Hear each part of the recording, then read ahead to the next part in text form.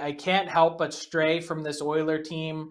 The best team in hockey since March 1st, the second best team only to the Boston Bruins in terms of overall play since the calendar turned to 2023. I just think Connor McDavid's not going to be denied. I have him winning the Conn Smythe. I think of the way that he elevated his game last year and, in the playoffs, north of 2 points per game. And that was coming off of a ridiculous regular season then. How could he possibly top the numbers that he put up this year during the regular season? I think he's got another gear left to get to, which is a scary thought for the rest of the NHL. And more than that, Tyler, when I look at this Oilers team, this is the most complete team that they've surrounded Connor McDavid and Leon Draisaitl with. The Ekholm addition has worked out better than anyone could, possibly have expected from an Edmonton perspective. The power play is lethal, the best percentage over a full 82-game season in NHL history. Basically four 100-point scorers. Evander Kane not included in that mix, and he was a playoff assassin last year with 13 goals in 15 playoff games.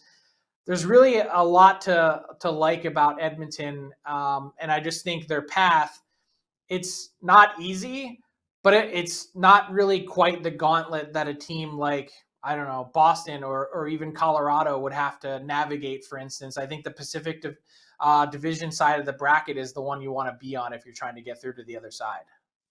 They got swept in the conference finals last year. McDavid and Draisaitl still led the playoffs in scoring. Evander Kane still finished tied for first in goals. If we could flash up your bracket again quickly, Frank, the second question I wanted to ask, which series did you toss and turn on the most? Which one was the hardest for you that maybe you really went back and forth on? At least in the first round, it was Rangers-Devils. I just think the Devils are a little bit more well-equipped. The Rangers have more star power and the goalie. But I have the Devils winning in 7. I could easily see the Rangers winning that series, and that would blow up that side of the bracket. Then the next one in the second round was Avs Stars. I like Colorado a lot, obviously as the defending champ, but for a lot of the reasons I outlined with Dallas, like I think, especially with Ottinger and net, that might be the real edge, even though Georgiev has had a really good year.